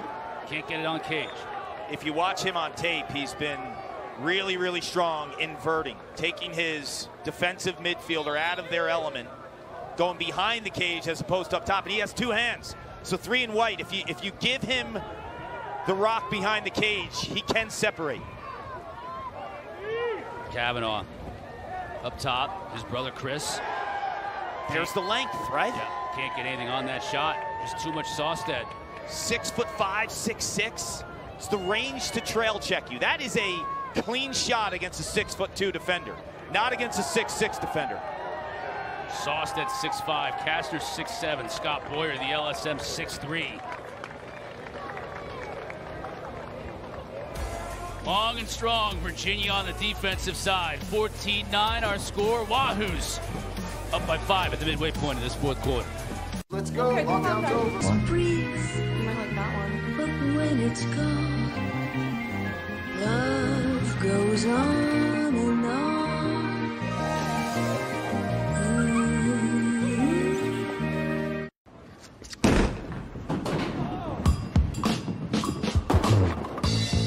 He strikes again with PointsBet's Power Hour.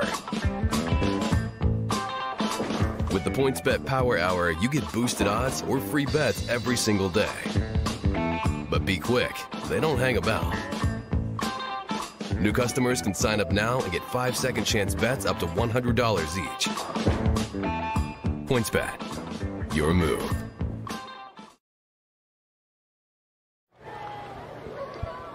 Virginia sophomore goalie Matthew Nunes was embattled coming into this game. He had not had his best few games in the last really 2 or 3 coming in. He's been great today. Johns Hopkins, Towson, and Maryland under 50% in each game.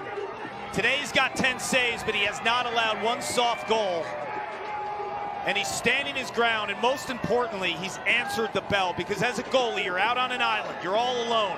Everyone's questioning you. Every other aspect of this Virginia team, you check the box. How about your goalie? Today, yep, he's been good. You think about it, he comes in and replaces Alex Rode, a national championship goalie for Virginia, has an outstanding freshman year last year.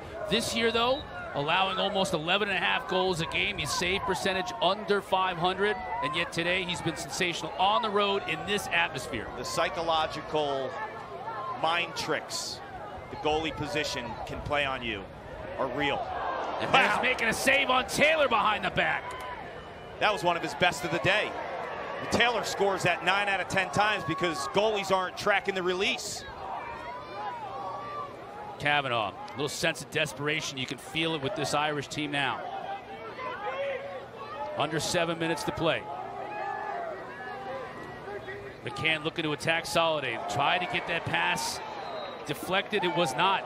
Just tried to get it through to Chris Kavanaugh.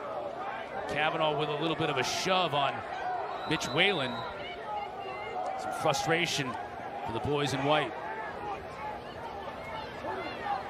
Soliday had it initially, lost it to Tevlin. Dangerous situation there, but Napolitano is able to squeeze it. Try for the empty net, and coming back, Nunes to snag it out of the air. That might have gone in. Entenmann was looking for the home run, and Nunes snipped it out. Possession back to Connor in Virginia.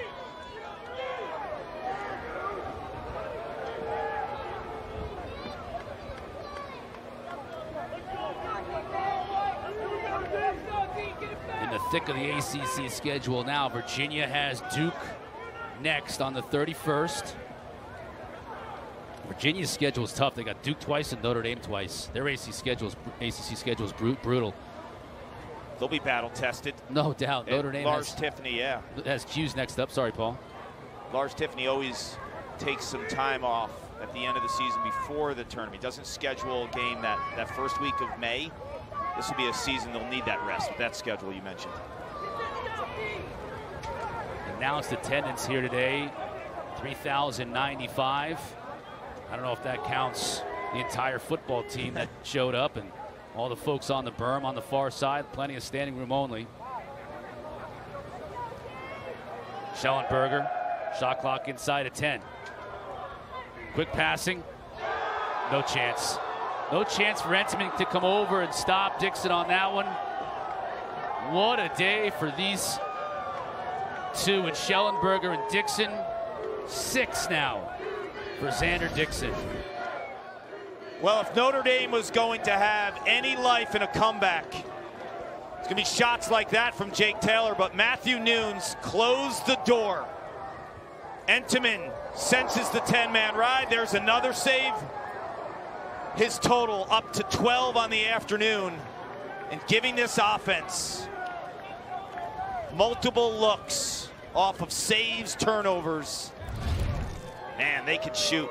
See the patience of Schellenberger, too. That's what makes him the ultimate quarterback. He had a hockey assist there. He won't get credit for the assist.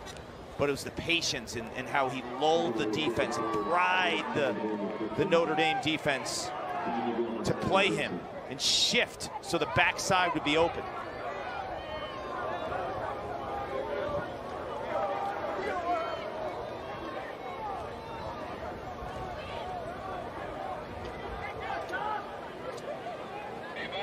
Irish got to operate with a sense of purpose now offensively.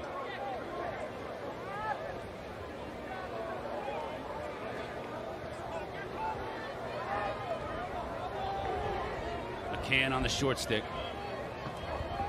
Nowhere to go. Now he gets it to Taylor, who finishes. Okay, there's one back.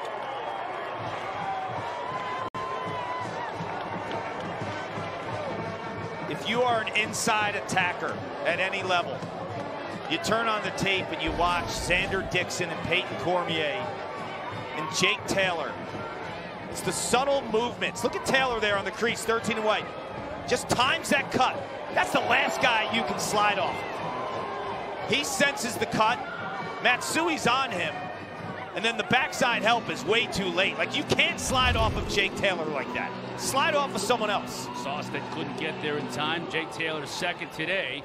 The lead back down to 5. And here is where Petey is just so deadly, right? Makes a mistake on that pass after winning the faceoff.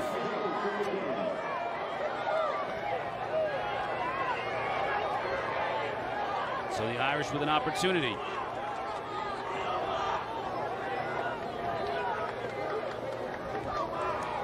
Chris Kavanaugh, Sawstead won't let him have it. They get a flag, though.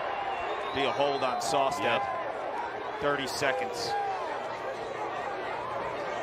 Kavanaugh just quick enough to get under Sawstead, forcing the penalty. Irish perfect on 2-man-up opportunities so far today. Yeah, that's the right call.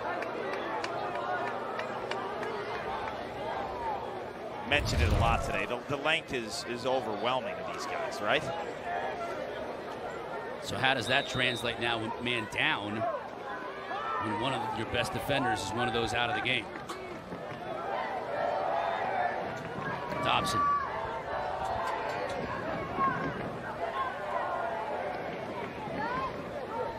Pat over to Chris. He'll shoot.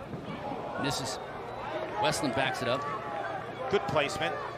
Had Nunes going to his opposite low.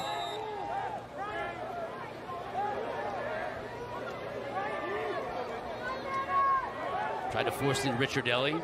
Good look to find Westland, too wide.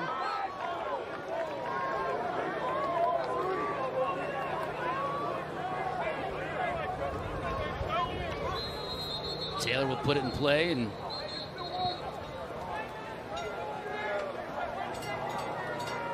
timeout on the field before we put it in play. Dead ball timeout called by Lars Tiffany.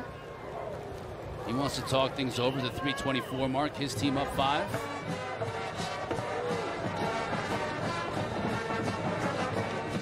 If I'm Lars Tiffany, one of the main things I wanted to walk away from today was feeling better about the goalie position. Mission accomplished. Mission accomplished. And it's almost like the perfect circumstance, right? As much as you'd like maybe Matthew Nunes to find his groove in an easy midweek game against a lesser opponent, him coming on the road against the '1 team in the nation and answering like that after 3 subpar performances, that changes his complexity in terms of how he thinks and how confident he'll be moving forward. Our Inside Lacrosse top 10. Notre Dame got every single vote last week. It'll be interesting to see how it works out this week, because you sort of have a round robin between all these teams beating each other at the top, you know? How are you going to work that out? Because, let's see, Notre Dame... Well, you get a vote, don't you? Yeah, I don't know how I'm going to do it. I mean, Maryland beat Virginia but lost to Notre Dame. Notre Dame just lost to Virginia. You want to know what I would do? What would you do? I put Virginia at 1 for a reason. They went on the road and beat the #1 team in the nation. And Maryland has 2 losses. Maryland lost to Notre Dame and got blown out by Loyola. So that in your mind, even 2 weeks after Maryland went on the road and beat the #1 team in the nation. You have to look at the whole body of work. Those games count. No, you're right. Yeah, Loyola did that to them in February, but in actuality, Virginia's 1 loss came down to the final seconds and Brian Ruppel making the most ridiculous 3 saves that we've seen in recent years. If this stays the way it is, Virginia 1 and Notre Dame 2, Maryland 3. Notre Dame beat Maryland. Yeah, I'd put Notre Dame 1 loss. To your point, full body of work. Yeah, and they have the 1 loss, and you know they're losing by 5 goals to the #3 team in the nation, and Loyola was a top 10 team at the time, but for not whatever it's worth. Longer. I think it's safe to say that, and we'll find out tomorrow with Cornell and Penn, it looks like the top 5 teams are kind of putting themselves out there. Don't you think, Hark? I would agree, because Duke's made a run. Cornell is lethal. And Cornell has a huge game against Penn on If they beat Penn tomorrow, that game is at home, I think the top 5 teams have kind of separated themselves. Nice play to avoid a potential score there on the 10-man ride. You have to have some time thinking about #2 and 3 between Maryland and Notre Dame. But for me, Virginia's 1 loss is by 1 goal, and then they followed up coming on the road to the #1 team in the nation and could win by 5. They have 1 loss. Right, and Maryland has Penn State, probably the surprise team in the country in terms of their start, or certainly one of them.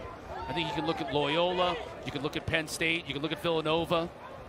Villanova's a team. Yeah, dangerous. Yeah, Matt Campbell at the midfield, and they're starting to play better defense too. Like, they would always have to outscore teams. This year, this defense it's been a little bit more in sync in making the plays they have to match their offense. It's interesting with the Big East too, with Villanova. Georgetown's playing so much better, and so is Denver too. The Big East is all of a sudden a different kettle of fish. We'll get it inside the crease here as McCann tried to force it. Nunes was there to stop it. Yeah, you mentioned the Big East. I mean, teams like Denver, you got to win against North Carolina, got to win against Ohio State. Georgetown has turned things around after a brutal start for Kevin Warren. The one thing that you could say is the Ivy's not getting 6 again, right? So other conferences have some room to get another team in, because that 6 just outside of the one in Penn that won their league tournament. They had 5 at-larges last year. Duke, Virginia at 5 o'clock on Friday.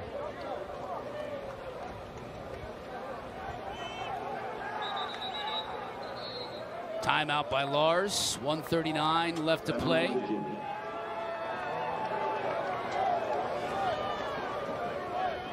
Well, the beauty of all this is these teams that we're talking about, the Virginias, the Dukes, and the Notre Dames, they all play each other. They're all going to be part of slugfests. Yeah. We'll solve it on the field. And it could be really fun in May when you talk about all these teams potentially meeting in the postseason.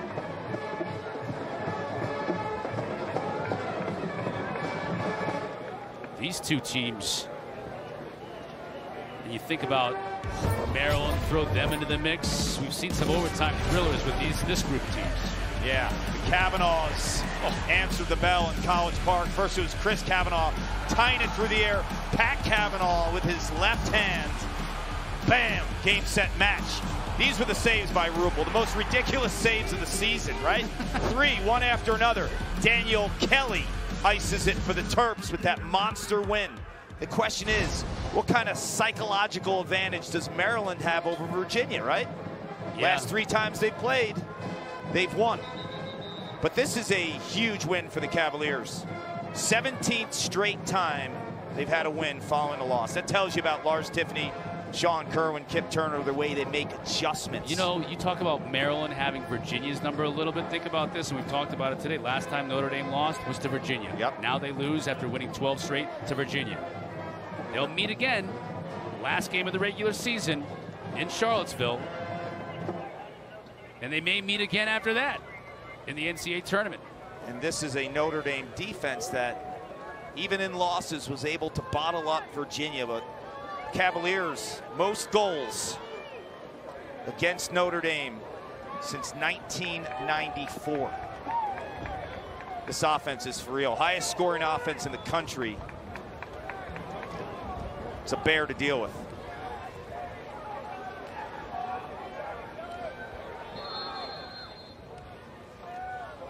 Oh, Entenmann prevents what might have been another goal as he was out of the cage but dived to make the stop. Ross Bergmaster and the Bagpipers trying to clear it, loses possession. Virginia ride. It'll be a disappointing loss for Notre Dame. Have all the faith in the world they'll bounce back. Again, they're at Syracuse next weekend. Syracuse has to deal with Pat Kavanaugh. Last 3 times Pat Kavanaugh has played against Syracuse, he's averaging 9 points a game. And he's going to talk about nightmares. He's going to be ornery. Oh, yeah, that's. Syracuse has all kinds of issues on that side of the ball too. Not as much on the offensive end, but I think they're starting to tighten up a little bit. Oh yeah, they got a goalie you face a ton of rubber. Yeah, Will Mark's incredible. I think he's a top 3 goalie in the country, Will Mark. I think this guy right here, Liam Entenmann's one of them. Didn't have his best day, but he's a top 3 goalie. Thought Logan McNaney from Maryland prior to his injury was the 3rd, right? In no order. Those 3 guys were the best. Nope. Final 34 seconds here from South Bend. Notre Dame scored first. Virginia went on a run. The Irish were able to fight all the way back to tie the game. That's what you can't do against the length, right? You can't get into the body of Kastner or Sawstead.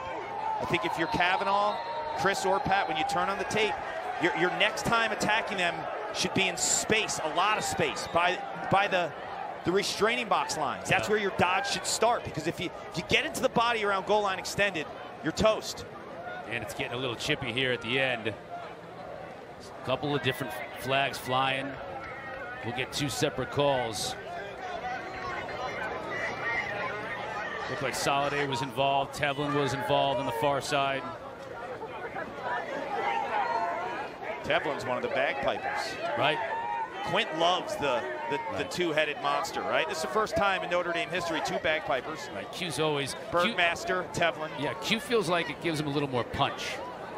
And it also hides mistakes, he said, too. Like, this guy actually, breaks down the bagpipers. It hides mistakes. I could see Q watching it with one finger over his ear. Like it's an IFB. He's got an IFB in his ear. Getting the harmonies of it.